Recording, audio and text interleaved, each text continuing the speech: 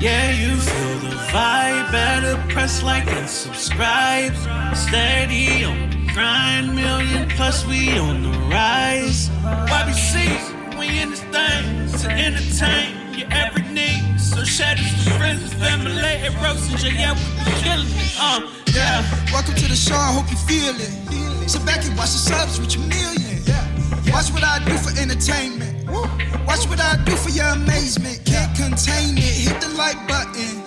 Make a nigga day and tell me how you love it.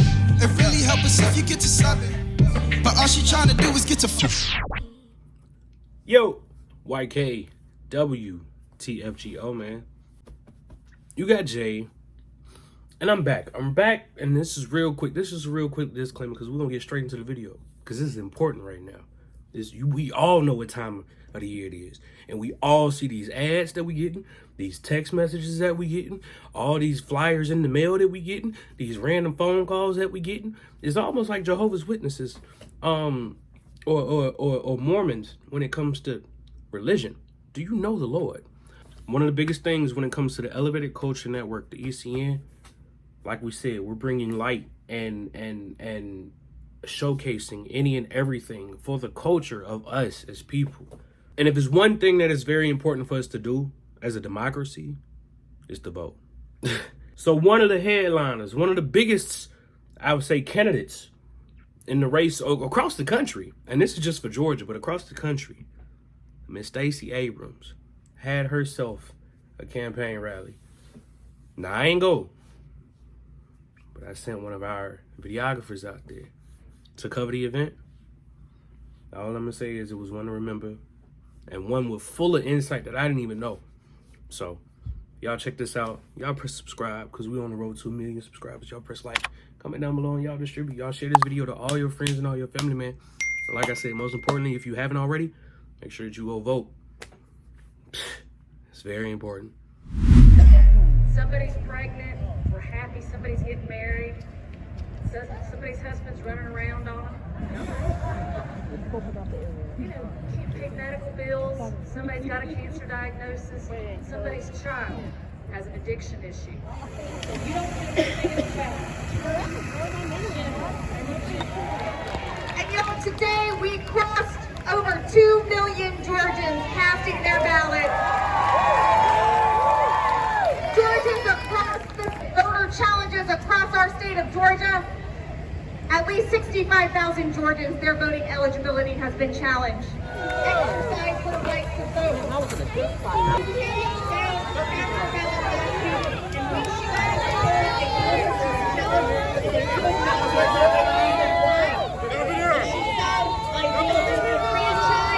Because she was disenfranchised.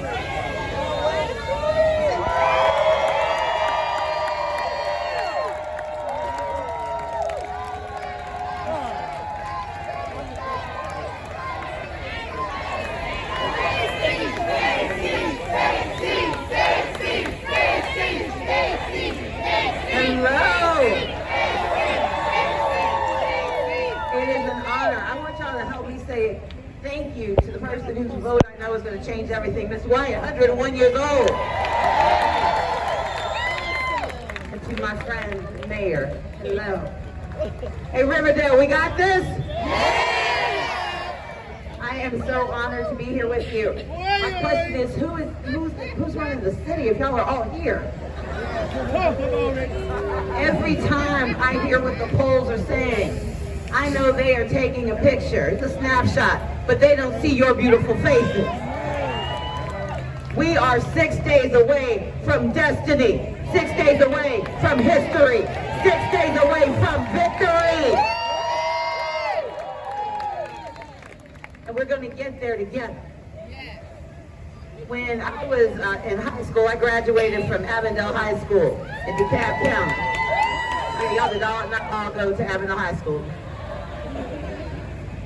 But when I graduated from Avondale, I was the valedictorian of my class. And when you're valedictorian in Georgia, you get invited to the governor's mansion. Now, I was vaguely interested in the governor part of it, but I watched a lot of General Hospital and Dynasty as a child, so I was very intrigued by going to a mansion.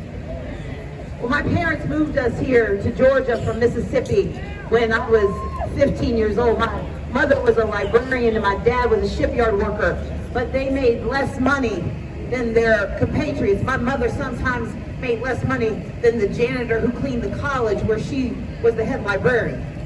My father was a shipyard worker who got hurt on the job, and because they didn't have a labor commissioner like soon-to-be Commissioner William Bodie, he didn't get his workers' comp for almost 7 years. And so my parents in Mississippi were working poor, but when we moved to Georgia, we were just broke. You see, my parents were called into the ministry. They were called in the heart and in the soul, but my parents raised us with 3 jobs. They said go to church, go to school, and take care of each other. They told us to go to church because they wanted us to be grounded in a faith that was larger than ourselves, something that could hold us steady when the winds and chains were batting us around. My parents, though, said you also need to go to school because education was a passport to your future. They said you could lose your job, you could lose your house, they could take your car, but no one could ever take what was in your mind. And my parents said that the third responsibility you had was taking care of each other. Now, I'm the second of 6 kids, so part of that was just free babysitting. But what my parents wanted us to understand was that our faith was a shield to protect, not a sword to strike people down. That our education was a way of learning how to be better people, and that our service was our responsibility. My father would say, having nothing is not an excuse for doing nothing. And so when they packed us up, the 6 children that they had, and moved us from Mississippi to Georgia, we drove in a car that died about a month after we got here. And so from then on, we moved around Decatur, Georgia on MARTA. So the Sunday that I was invited to the governor's mansion to meet the governor of Georgia, the day I was invited to go and meet my fellow valedictorians, my parents and I, we didn't go outside and get in our car. We got on the MARTA bus. And we took that bus from Decatur all the way to West Paces Ferry. We get out of the bus, and we walk across West Paces Ferry in Buckhead. We walk up the driveway, and if you've driven past that house, you know this is long driveway and a guard station at the top. So we walk along the side because there are cars coming in from all over the state of Georgia, coming from Clayton County and Cobb County, coming from Colquitt County and Clinch County, coming from Chattooga County and Catoosa counties. But we were walking along the side because we didn't have a car, and when we get to the top, to the guard station, the guard comes out, and we think he's there to greet us. Because he's got a clipboard in his hand. And he looks at me, Mayor, and he looks at my parents, and he says, this is a private event, you don't belong here. And my father said, no, this is my daughter Stacey. She's one of the valedictorians. But he doesn't look at the clipboard that's in his hand. He doesn't ask my mother for the invitation that's tucked into her purse. Instead, he looks over my shoulder at the MARTA bus that's pulling away from the station. The MARTA bus that's got janitors and nurses, that's got teachers and students, a MARTA bus that's carrying working folks to do what working folks got to do even on a Sunday. And he sneers at us with this look of disdain, and he looks at me and he looks at my parents, and he says, I told you this is a private event. You don't belong here. Now, I'm about to run and catch that bus because I'm embarrassed, I'm humiliated. But my mother has my arm in that death grip that you parents learn the day we arrive on this earth. And so I can't move, and I watch as my parents show me in word and deed what they had taught me my entire life. That what is mine, and that no one has the right to take it from me. That no one has the right to diminish who I am. Because my mother and my father, they were at Emory University studying to get their Masters of Divinity. My parents were studying to be pastors, but they were not ministers yet. And so my mother may have mentioned the faulty upbringing that this man had. My father may have told him where he was going to spend eternity if he didn't find my name on that checklist. And eventually the gentleman did indeed find my name at the very top of the list because my last name is Abrams. It's hard to miss. But Riverdale, I tell you this story because, I went into that mansion, I assume, but I don't remember the governor's mansion. I don't remember meeting my fellow valedictorians from 180 school districts. I don't remember meeting the governor of Georgia. My only clear memory of that day is a man standing in front of the most powerful place in the state of Georgia, looking at me and telling me I don't belong. But in 6 days, we're opening those gates right in the state of Georgia. Because this is after Georgia, and we belong here. We belong there, and we belong in a future that sees us all, that serves us all, and that is for us all. We've endured 4 years of a governor who doesn't care and won't help. 4 years of a governor who said no to health care for his people. Yesterday, I stood in front of the formerly known as the Atlanta Medical Center. Before then, when I was at Spelman College, it was known as Georgia Baptist. This is a hospital that survived 120 years, but couldn't survive 4 years of Brian Kemp. It's time for him to go. The sign needs to change, and he needs to go. I left that event and had a conversation with a dear friend of mine. We talked about the murder of that beautiful musician, Takeoff. He perished in Texas, but he's from Gwinnett County. And the sad part of the story, the tragedy of the story, is not only the loss of life, it is the fact that the gun violence that took him happens in this state every single day. And the governor we have wants to weaken the laws in the state of Georgia even further and flood our communities with more guns instead of giving us opportunity to be safe in this state. And then quietly, this same governor, in a moment, Mayor, when we know housing prices are on the rise, when we know evictions are on the rise, on the day most folks have to pay their rent, this governor shut down the portal to eviction rental assistance in the state of Georgia. More than $400 million is sitting there unspent because he is too mean and too cheap to help the people of Georgia. I'm here to tell you, look, if he doesn't want to open the portal for eviction, it's time to evict him from the governor's mansion.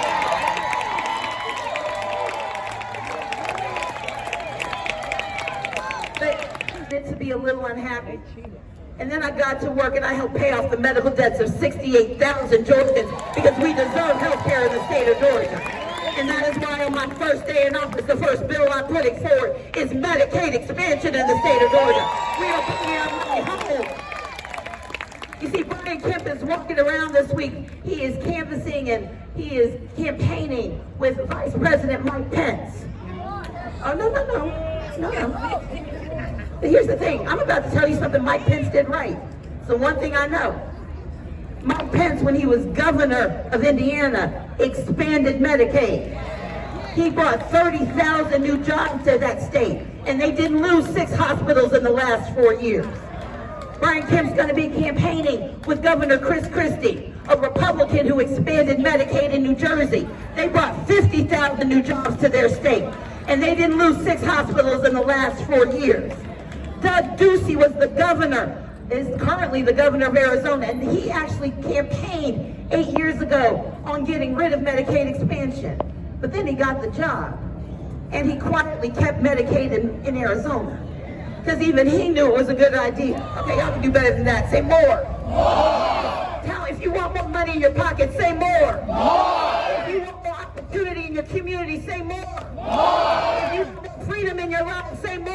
More. If you want more for your children, say more. More. If you want more for our teachers, say more. More. If you want more for our veterans, say more. More. If you want more for our seniors, say more. More. If you want more for Georgia, say more. More. If you want victory on November 8th, say more. More. Say more. Say more. Now let's get it done.